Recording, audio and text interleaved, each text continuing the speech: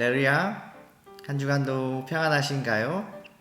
하나님의 은혜와 또 사랑이 우리 성도님들의 삶과 가정 가운데 함께 하시기를 주님의 이름으로 축복합니다. 열심히 성경 통독 잘 하고 계신데요. 이번 주간은 예레미야 25장에서 45장까지의 내용을 간단하게 요약해 드리도록 하겠습니다.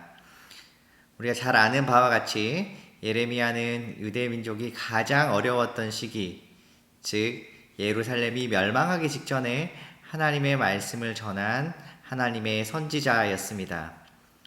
하나님은 우상을 숭배하고 불순종하던 이스라엘 백성들을 심판하겠다고 말씀하셨습니다.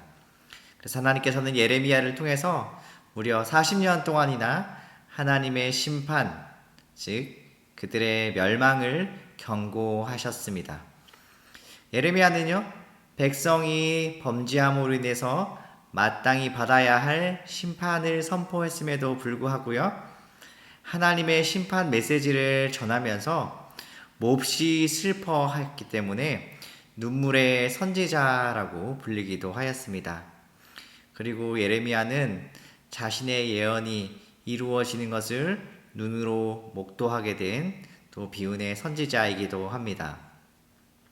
지금까지 예레미야 1장부터 25장까지의 말씀을 살펴보았을 텐데요. 하나님께서 예레미야를 부르시고 그에게 하나님의 말씀을 가르치시면서 하나님이 그와 함께 하실 것을 약속하심과 동시에 유다 백성들이 죄 짓기를 일삼으며 살아가고 있을 때 그들에게 임할 심판에 대해서 12번의 말씀을 전하게 됩니다. 이후 이제 이번 주에 살펴보게 될 26장부터 45장까지의 말씀은요, 거짓 선지자들이 등장하는데 그 거짓 선지자들은 이스라엘이 결코 예레미야 선지자가 말한 것처럼 바벨론에게 멸망하지 않을 것이라고 백성들을 선동하면서 예레미야를 협박하고 또 모함하는 그런 장면들이 등장합니다. 그러나 하나님의 말씀을 올바로 전한 예레미야는요, 그러한 상황에도 꿋꿋하게 하나님의 일을 함으로써 고난을 겪게 됐고요, 또 그것에 대해서 이야기하는 것을 읽게 됩니다. 결국 예레미야서 마지막으로 가다 보면요, 예루살렘은 예레미야의 예언대로 또 하나님의 말씀대로 멸망을 했고, 또 예레미야는 남아있던 일부 이스라엘 백성들에 의해서 이집트로 끌려가게 되는 그런 치욕을 당하게 됩니다. 그럼에도 불구하고 그는 계속해서 백성들에게 하나님의 말씀을 전하게 됩니다.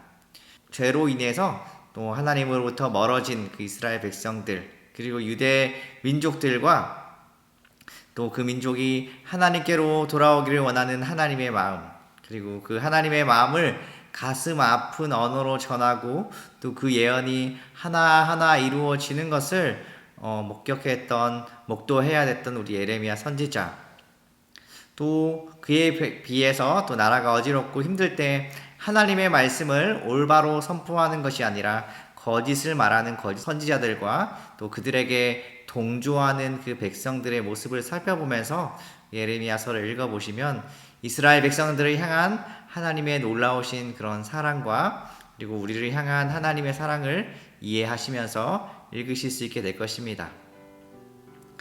이번 한 주간 예레미야서를 계속해서 읽으시면서요, 하나님께서 우리를 얼마나 사랑하시는지, 또 죄로 인해서 죽을 수밖에 없는 우리 모든 인간들을 하나님께로 돌아오라고 하는 그 사랑의 마음, 하나님의 사랑에 대해서 깊이 생각하시면서 그 은혜에 감사하며 감격하며 살아가시는 한 주가 되시기를 주님의 이름으로 축복합니다. 한 주간도 말씀 통독 가운데 승리하시는 또 한 주 되길 주님의 이름으로 축복합니다. 감사합니다.